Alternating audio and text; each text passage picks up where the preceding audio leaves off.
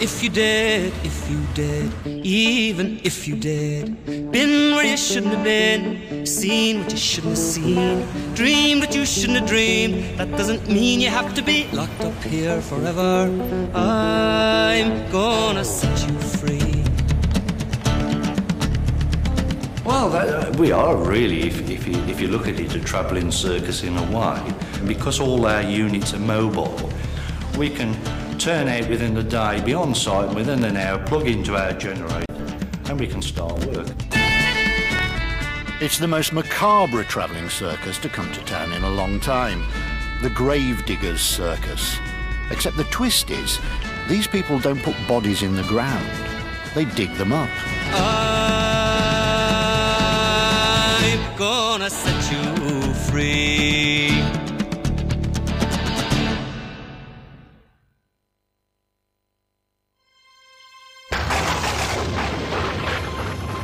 Exhumation has never been the sort of topic you talk about when aunties come for tea.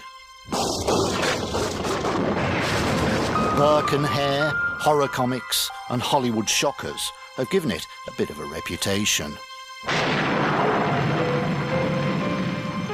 But in overcrowded Britain, we exhume more bodies than any country in the world.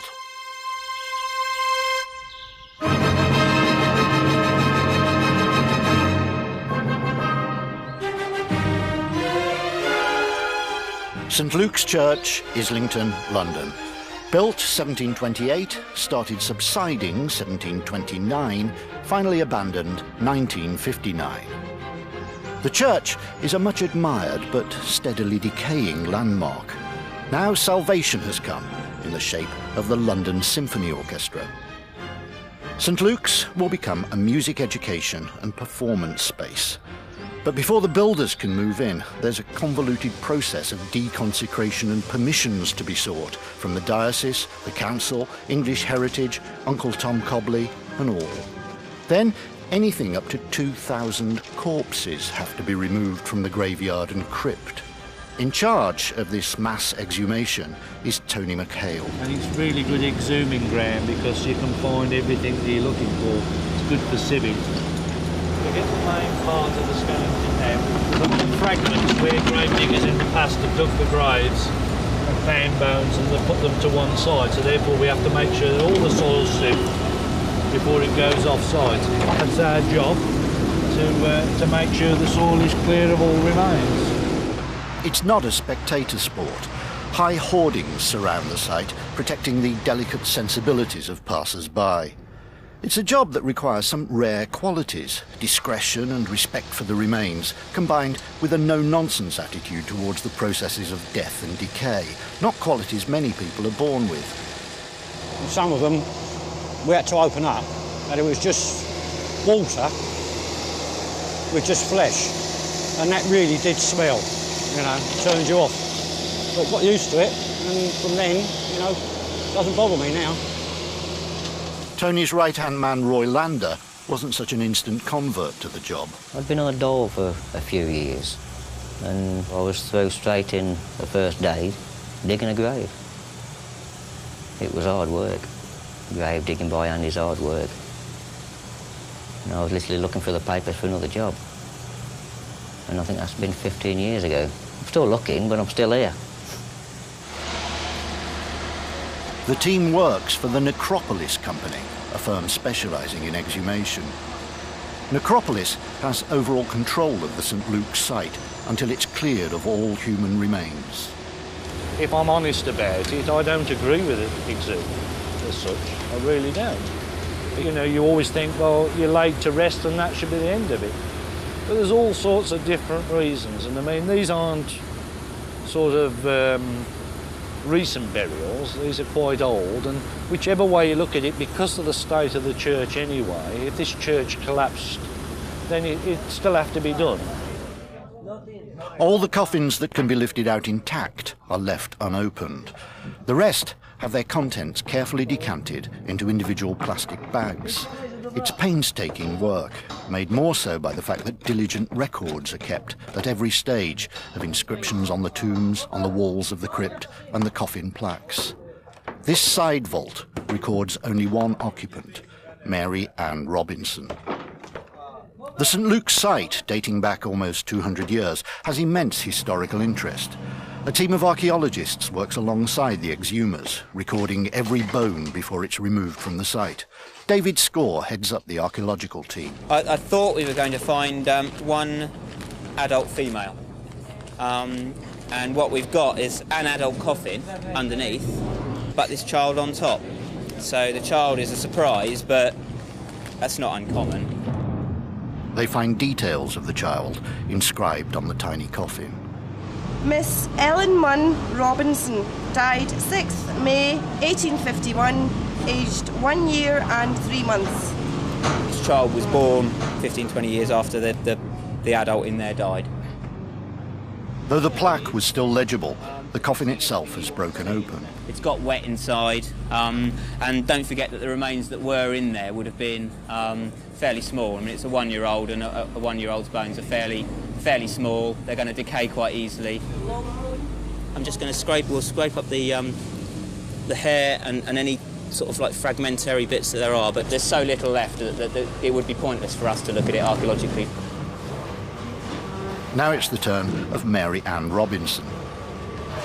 No, I think that's it, Jess. Put that one back down where it is. We'll deal with that. The whole bottom's falling out of it. Look, we can deal with it here. That isn't going to lift, is it? It's completely gone. Look, bottom's coming out of it. Okay. Inside the lead-lined coffin, the original burial shroud is in a remarkable state of preservation. Well, that is probably close to the best one of those I've seen. Yes, on this it site, is. anyway. Yeah. Right, I'm going to have to do some extra.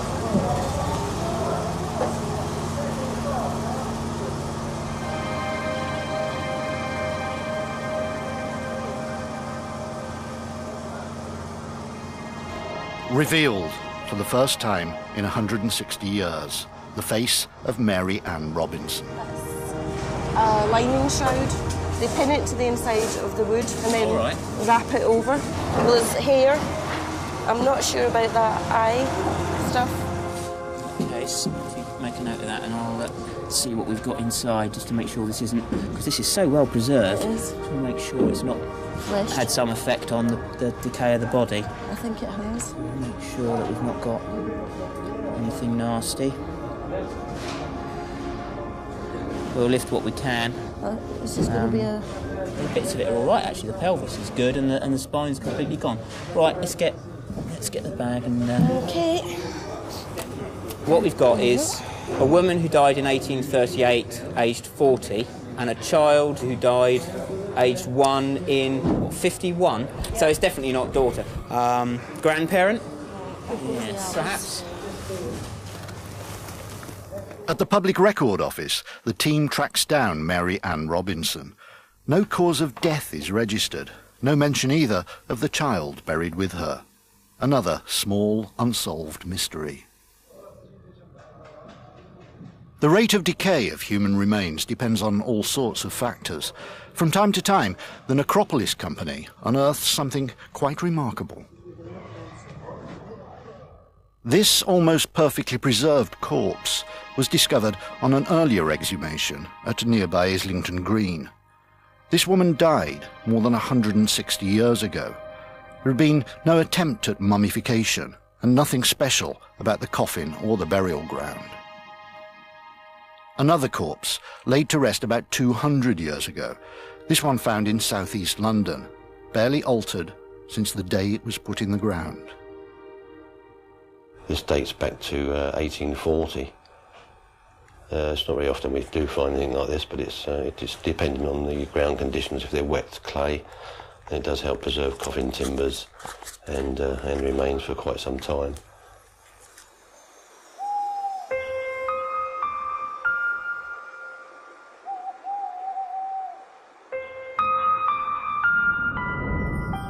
The Necropolis Company has been providing quality funeral and exhumation services since 1852. Burying, reburying, unburying, clearing crypts, graveyards and cemeteries. Despite its long and august history, lately the company's been struggling to survive. Its offices are above a funeral director's in Kingston upon Thames, South London.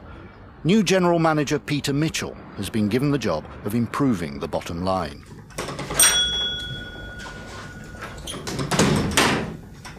Morning, Karen. St Luke's is a vital project. It's £1 million contract. If all goes well, it could play a large part in restoring the company's fortunes. Well, Necropolis has been going for a very long time, since 1852. Roger has not been here since 1852, contrary to rumours. He's been with the company about 35 years, I think. I started with the company as a chauffeur bearer, and the company were also involved in exhumation. The actual type of work involved removing partially decomposed remains, fully preserved remains or skeletal remains, and it's something you either take to straight away, or you just can't stomach it. At St Luke's, a very real concern is cause of death. Burials here stopped in the middle of the 19th century. Many of the occupants died young, of diseases virtually unknown to the modern world. Diseases that could still be lurking in these bones.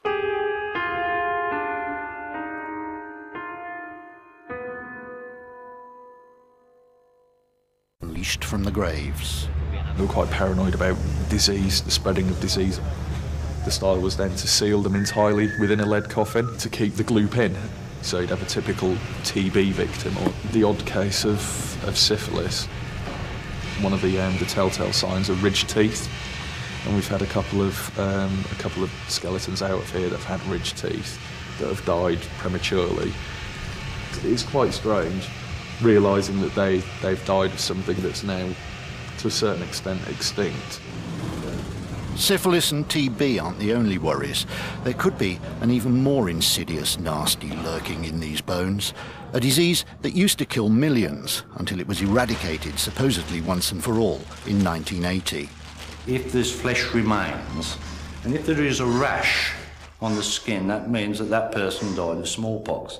And because smallpox is airborne, obviously the whole area has to be isolated and people put in quarantine. No one is allowed to work for Necropolis unless they've been inoculated against smallpox. Although there's no proof that anybody's ever got smallpox from it, there is that risk, and this is the reason that it's everybody who does this job has to be vetted. The problem is that in Britain, routine smallpox inoculations ended in 1971, so few people under the age of 40 can work on the site. This makes recruitment a constant headache.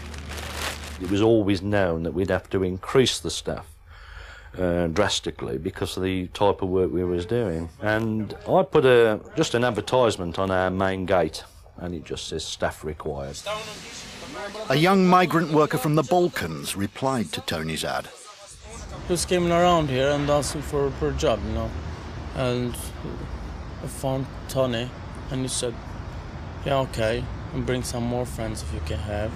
And that's all. And the big advantage of hiring Kosovans? In their country, they're still vaccinated to our requirements for working in the crypt. So it stemmed from there, really. So I don't know how many we've got now. Is it about 10, 11, 12, something like that? 10, I think. You know, but they're grafters. They really are good workers. So I'm over the moon. Tony now has 27 people working on site. It's an expensive business, and despite all the new workers, the project's slipping behind schedule. Big projects like St Luke's, as well as carrying the biggest profits, also have the most potential for unexpected problems, increasing costs, playing havoc with the schedule, and cutting profits back to the bone. So we're only going to run one site manager, 5 exhumation operatives. These days, exhumation is a competitive business, with many firms haggling for juicy contracts. It's a far cry from the early days when Necropolis was the undisputed market leader. That would indicate possibly lead coffins.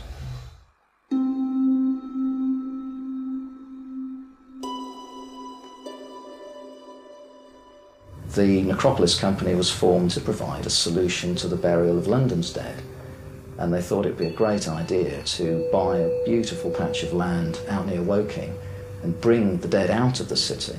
There was no point in trying to create space within the city, and they achieved that at Brookwood Cemetery.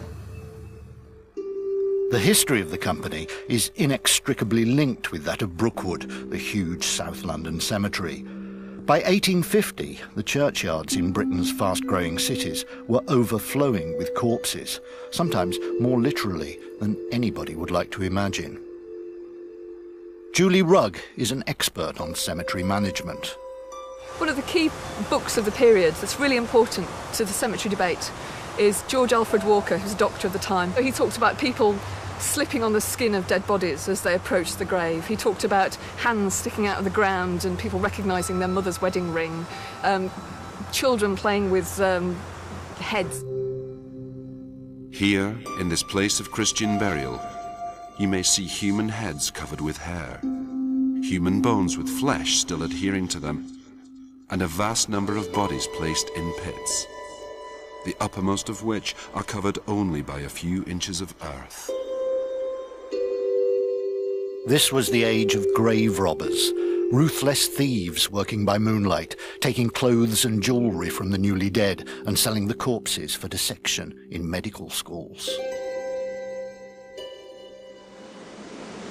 You've got lots of descriptions, not just from Walker's very gruesome account, but from letters that people wrote into the papers.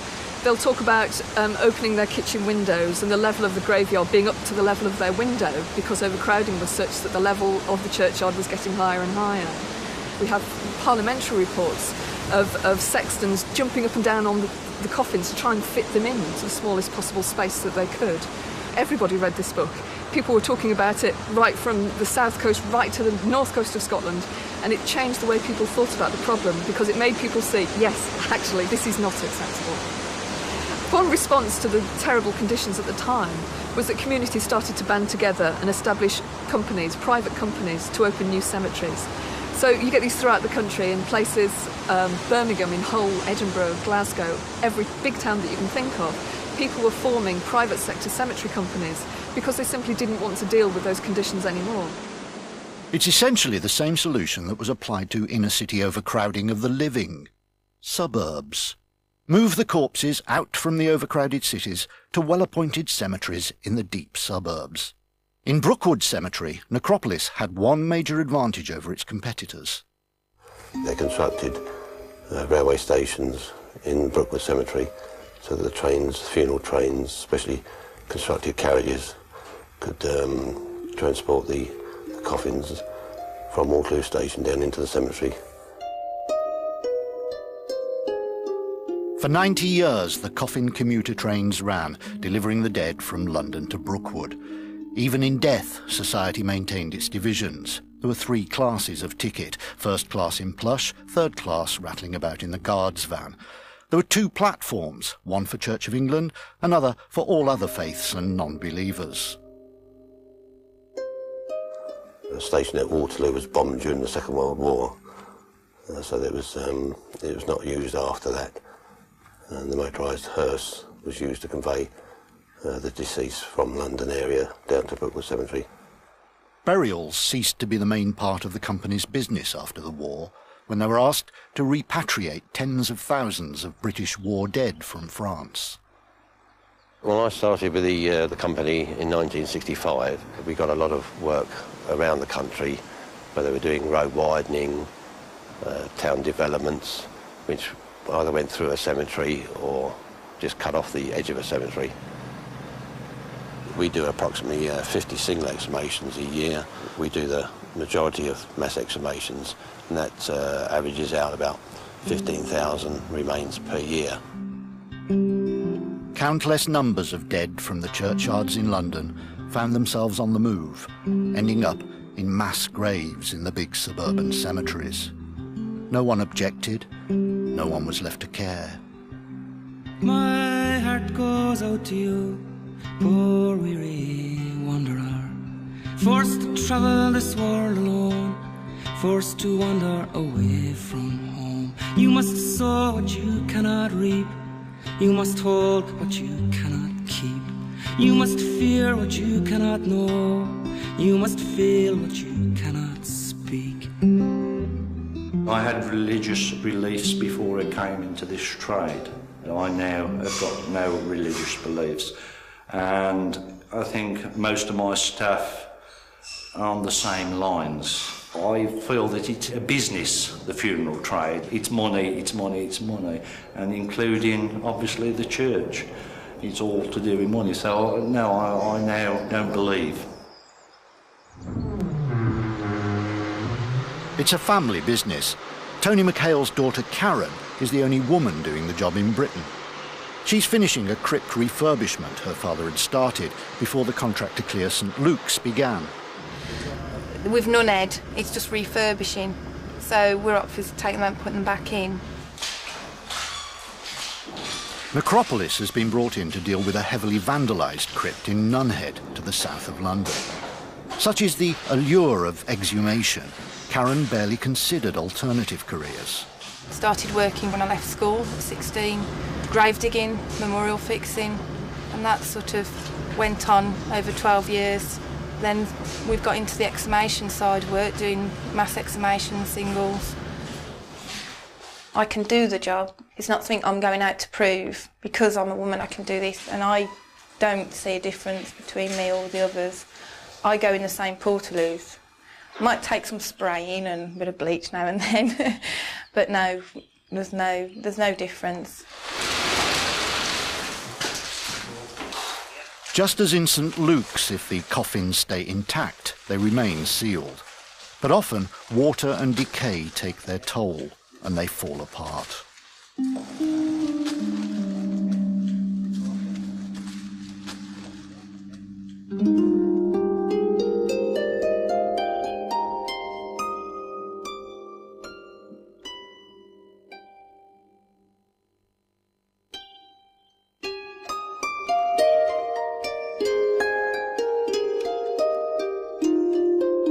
Eventually, the scattered remains will be placed in a new coffin.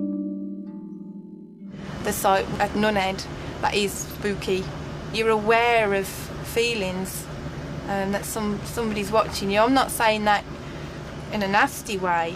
It's quite a calming sense. Your mind works overtime, so it can be a good conversation thing at night, and that keeps us going. The best part about my job, it's different. It can change within the hour. You can plan your day and it can change. The worst thing about my job, making tea.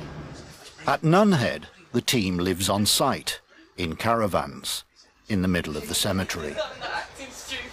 We do have a laugh in this job. You have to. So sometimes we've had a Chinese delivered and we tell them cemetery and they don't believe you. So we have to do a lot of convincing, yeah. The Nunhead project will take 3 months to complete. St Luke's should take 6. Tony also lives on site. Last Thursday I went to bed, and about an hour after I felt something, because I was sort of sleeping, pacing that wall and my back was here, and I felt something kept touching my back. And I knew my door was shut and I hadn't heard anybody come in.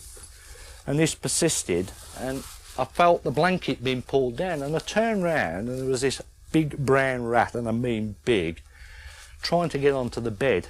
Well, I kicked out, but I kicked this part of the desk in, it nearly broke my leg, but I didn't sleep for the rest of that night. Before Necropolis took over the site, grave robbers had been a major problem at St Luke's. They couldn't see, because they'd only got small candles and torches. I mean, there was little boxes down here made up like tables with candles on it.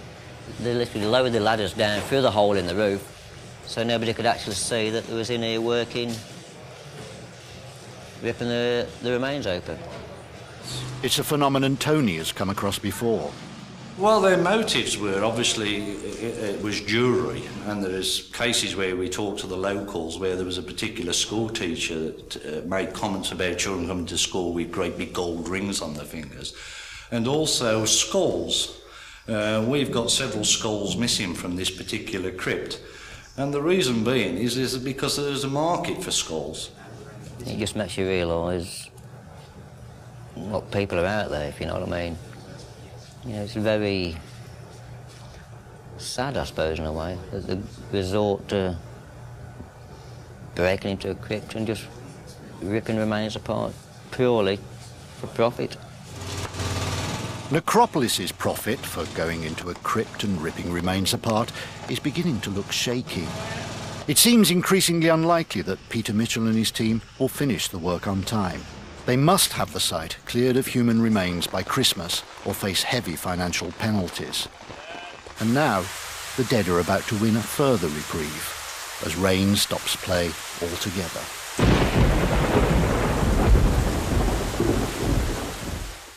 With the project already slipping behind schedule, the heaviest rainfall since records began drenches England. All work at St Luke's has ground to a halt. It's been exceptional. We keep getting these little hold-ups now. We shall get concerned soon if it continues, because obviously here we are in November now and winter's upon us. We had this very severe weather which has affected us. So we've reached a stage when I advised the client that we're running about 6 weeks behind the project. They're anxious to know today, has that improved? Morning, Tony. Morning. Sorry. Do you want to come up behind here? It's the regular site meeting with the team appointed by the London Symphony Orchestra to deliver the project on time. All of the exhumation must be completed before building contractors can take over the site. We've got factors affecting progress, the exceptional amount of rainfall. And common sense says if it's raining, well, why don't you work in the crypt? But it's like being in the shower. In there too. The rain's in there too in a big way.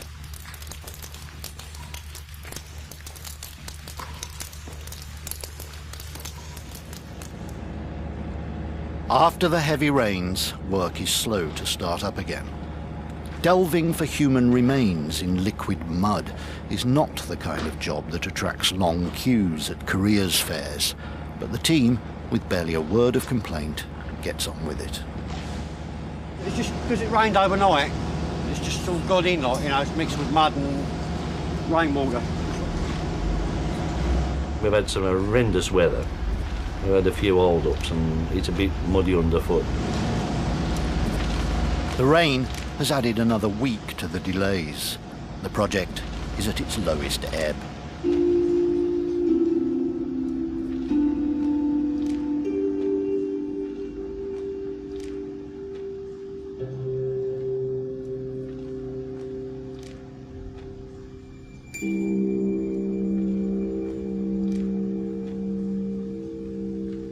So it's 7 o'clock, and what's the surname? Back at the office, Peter Mitchell is finalising details for a new exhumation. You want us to dig the grave as well as do the exhumation?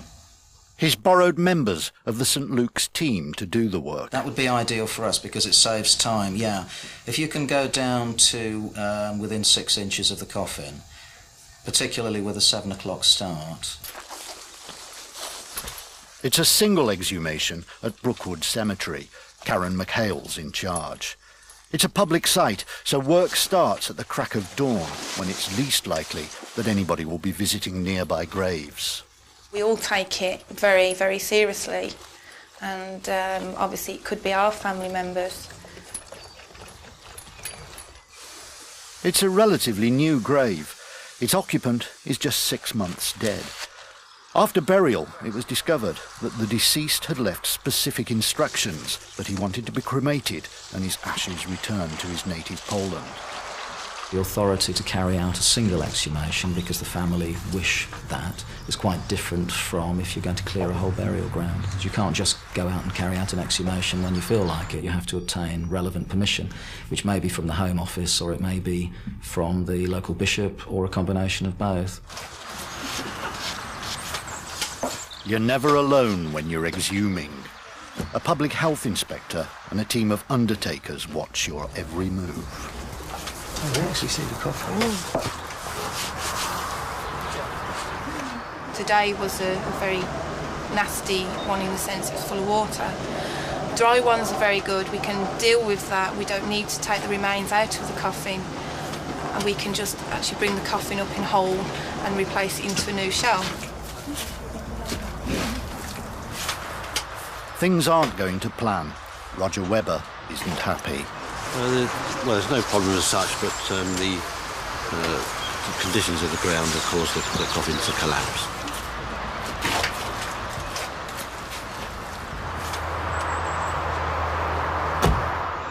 With difficulty, they manage to get the body out of the ground. There is quite a bit of a smell because it's still a fully preserved remain.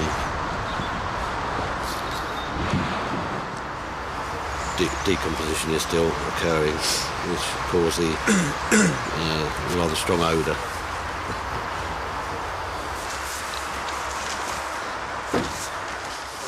The remains are put into a new coffin and into the hearse to be driven to a nearby crematorium.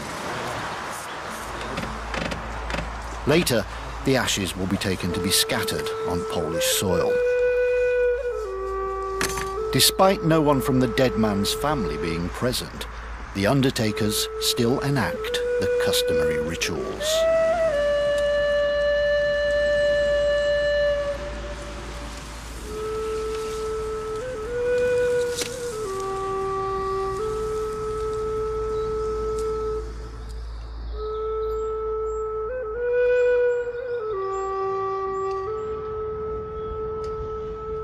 At St. Luke's, the pressure to finish by Christmas leads to strange misadventures. Two of them got locked in the crypt last night. Who were they? They was working in the crypt, Jermaine and Paul, and the security locked the crypt doors. So I'm sat here. It's a worrying time for Peter Mitchell. Either Tony gets the job finished on time, or Necropolis loses money. Bloody crypt had to come up through the conveyor. I was going to say, how did they get out? I think Peter's got a lot to be stressed up for. My money is guaranteed. Peter's got a different kettle of fish to cope with. The security will not go down into the crypt, you see, because it's, you know. Yes. So what they did, 9 o'clock normally, they just locked the doors. And that's what they did? That's what they did. Yeah.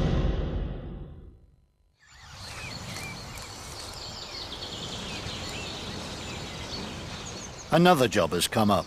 It's a double exhumation this time in South London at Streatham Park Cemetery. 6 a.m. Before the normal day's work at St. Luke's, Peter Mitchell and Tony McHale are on site. There are 2 bodies in one grave, an adult and a small child, the husband and granddaughter of Mrs. Mary James. I've been thinking about it, although I hadn't said anything to anybody, and I just wasn't sure how I went about it. Have a look underneath. It was a case of her applying for a licence from the Home Office. The Home Office was satisfied that she was the next of kin, that she was the owner of the exclusive rights of burial in the grave. The cemetery owner had no difficulty with this, so it was a straightforward case. The bill for Mrs. James to exhume and cremate her husband and granddaughter comes to £2,000.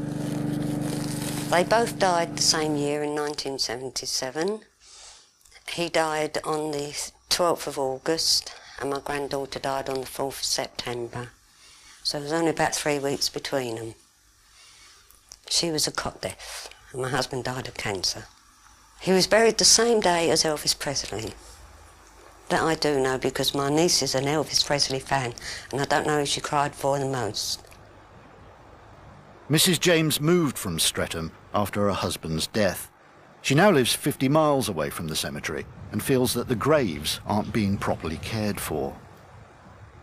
They're not looked after. They're a disgrace. I know by my mother and father's grave, where they've cut the lawns and that. Lawnmowers catch the ends of the stones and knock them and things like that. But you can't be forever complaining about it. I always believed that if you bought a grave, you looked after the grave, which I find I'm not doing so well. I find it very hard to get there now.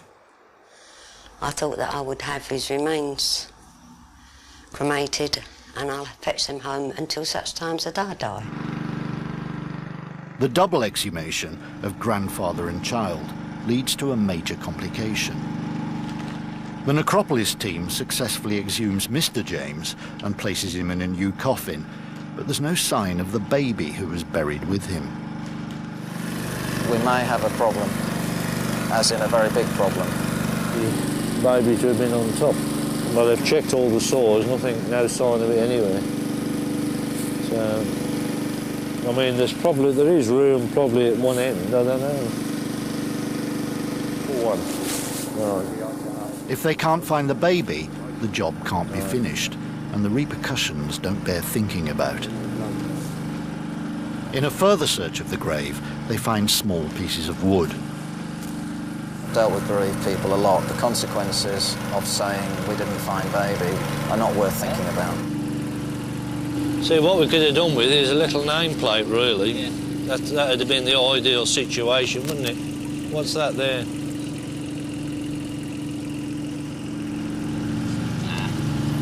That's a straight edge, that's a straight edge. The fragments could be parts of the baby's coffin.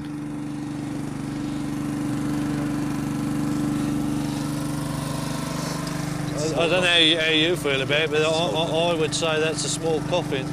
Terry?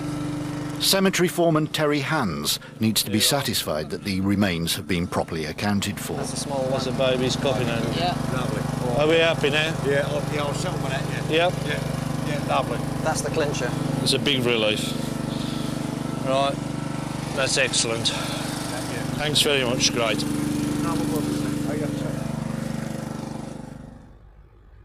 Necropolis now take the remains to the crematorium, where Mrs. James is waiting. I think if I'd have actually been there to see it being dug up, I might have had a bit more apprehension, I suppose, thinking of what I might see. I just need your signature. Balance payable of $1,250. The ashes of Mrs. James's husband and the remains from her granddaughter's grave are placed in the same urn. Thank you. Let's just count this while you're here. I'll give you a receipt before you leave. The final cost is less than Mrs. James's initial estimate. She gets a £750 refund from the cemetery manager for the now empty grave.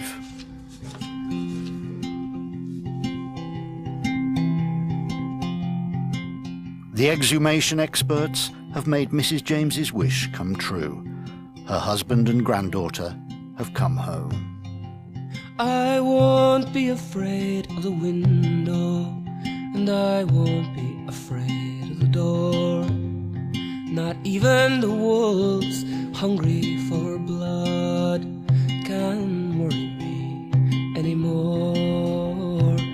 Because of your love, I won't be afraid anymore. It did cost me a bit, but then when I weigh things up, the money I save in fares, I can afford to buy the flowers for the pot. But working it out the other way, I was having to buy flowers and pay the fare. So in the long run, yes, I will have benefited. Although at the time, as I say, it seemed a lot of money to pay out. He's with me now. I mean, for 23 years before I had him done. He was down there and I was here. I missed him so much, and I still miss him. But at least I know where he is now. And he'll stay with me until I die. The work of exhuming hundreds of corpses at St. Luke's continues slowly. Exposed human remains have to be examined, recorded and catalogued. It takes much longer than anyone anticipated, and every extra day on site is eating into Necropolis's narrowing profit margin.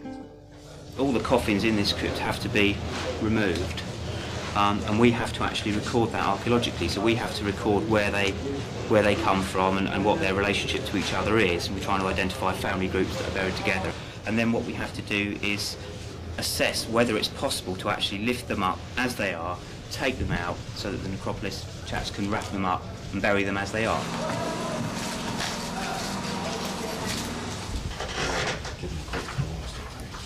As the Christmas deadline approaches, at the monthly site meeting, Peter Mitchell has more bad news. Morning. Morning. As we remove human remains, they're not leaving the site straight away. There's a delay where the archaeologists are looking at them. So there's still going to be this period where the remains that we've yet to be exhumed are going to be examined by the archaeologists. The pressure's on. Time and money are leaching away. There's still a few hundred corpses to dig up, so let's throw a party. Just mention that. Next Tuesday the 19th at 12 o'clock onwards, we're having a buffet and drinks down at this hall, just at the bottom of the road. Anybody's invited. Karen's drafted in to organise the celebrations. Gin and tonic.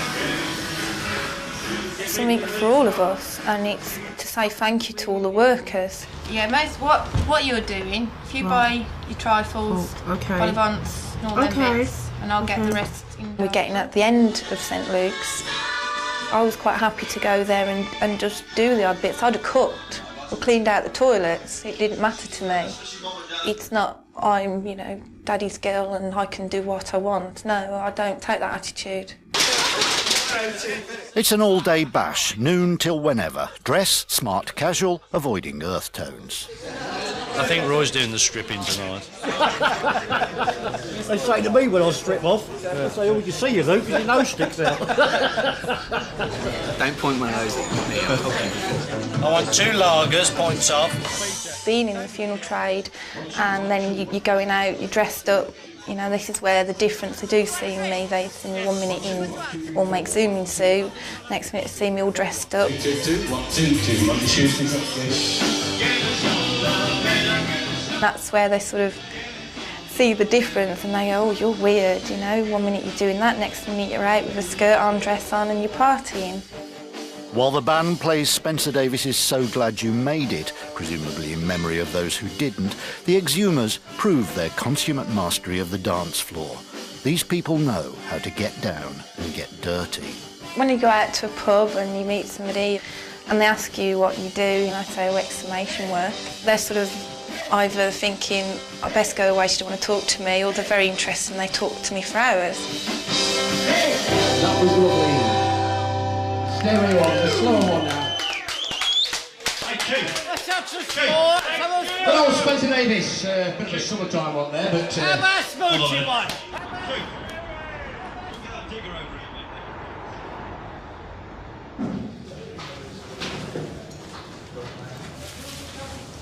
At the end of each week, all the dead that have been exhumed are bagged up, ready for the big trip to their next resting place. Even the archaeologists manage to resist the urge for one last rootle in the bones.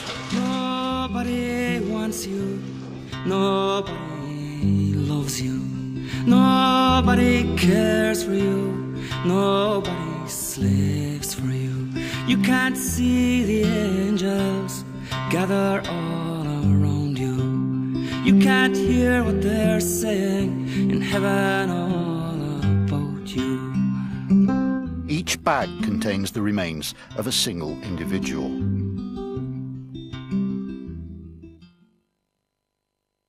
From St Luke's, they're taken to a cemetery in Leatherhead, south of London, to be reburied in a mass grave. This whole square is allocated for the reinterment of the human remains. And as you see, it's a grass square. So what we're doing is we're removing the turf as we're excavating the graves, and then we're replacing the turfs, so at the end of the day the square will be returned to a grassed area rather than a sea of mud.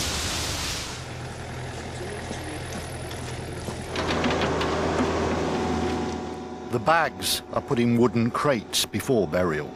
The unopened coffins are buried intact. It's when you see the children, the kiddies boxes, when you first start, that makes you aware. You dig an hole 7 foot by 2 foot across.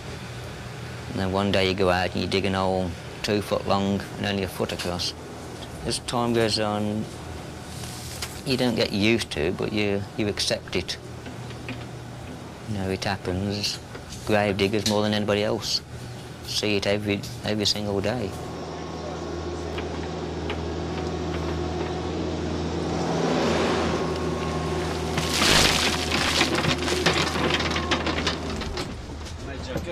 Finally, in the new year, just 1 month over schedule, Necropolis finishes the job. See you, boys. Not too much drinking. In total, they've exhumed the remains of 1,505 individuals. It's less than the 2,000 bodies they'd expected. Taking the St Luke's project, we have disturbed human remains that were placed there by people who thought they were going to stay there forever.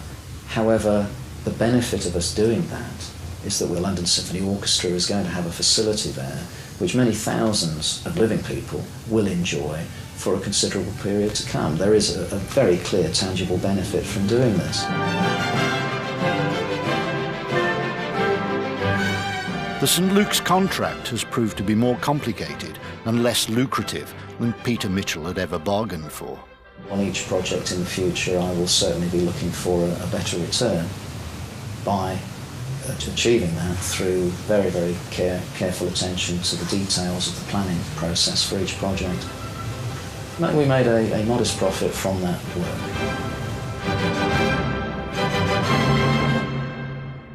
Man born of woman has but a short time to live. Those who know that the final resting place could be less final than anticipated have some down-to-earth last wishes. In a funny sort of a way, I think, wouldn't it be nice to be exhumed in 200 years' time? I think cremation is so final. I don't want to be dug up again. I'd prefer to be cremated, nice and warm. My dad would like to be buried. He's always wanted to be buried. What I would like is to be buried in a really good woodland burial site with a native oak tree planted over me. I believe once I'm gone, I'm gone. Whether I'm buried, burnt, or burial at sea, anything. I would prefer cremation. That's mainly due to the conditions that I've witnessed during my exhumation works. Time is a great healer and people tend not to visit graves quite so often.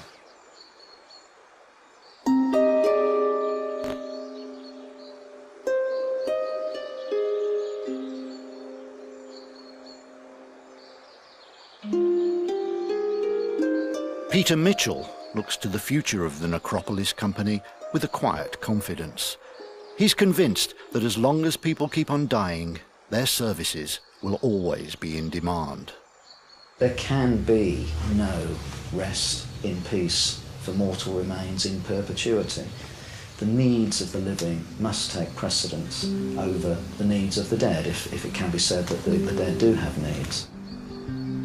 My heart goes out to you, poor weary wanderer, forced to travel. For more information on dealing with bereavement or grief, call the Channel 4 recorded information line on 0870 400 2244 and choose the relationships option. You must lie in the cold clay, you must travel to the end of